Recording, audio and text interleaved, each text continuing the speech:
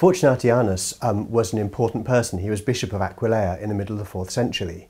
And later in the 4th century, Jerome, the well-known Christian scholar, included him on a list of famous Christian authors and said that his gospel commentary was one that Jerome himself had used when writing his commentary on Matthew.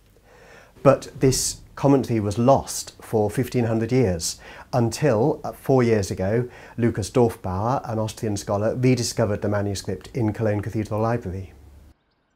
Birmingham is a particular centre for studying the earliest forms of the biblical text, so when we heard that a new commentary had been discovered, we were very excited. This commentary contains readings in the Latin Gospel text, which aren't preserved anywhere else.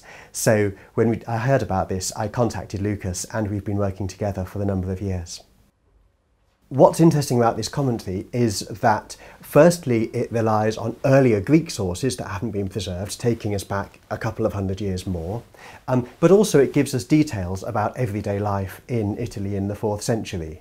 So he uses the walnut as a figure of the 4 Gospels. He refers to a Roman coin that has 3 dots on it as a figure of the Trinity. So it opens a window into how everyday Christians, when they went to church in Italy in the 4th century, the sort of thing they would have heard coming from their bishop. It's quite a challenge to translate this text because the manuscript itself has a lot of mistakes in it. There are bits which are missed out, there are words which have been miscopied. So I had to work quite closely with Lucas, who was producing his edition of the Latin text, to come across a translation that makes sense. But there are bits of the translation I've had to leave it saying ... because we don't know what came in that gap. There's an interest in how early Christianity understood the Bible. People want to know how in different generations the church has approached understanding the scriptures, and therefore to make a Latin text available to a wider public is an important part of reaching out.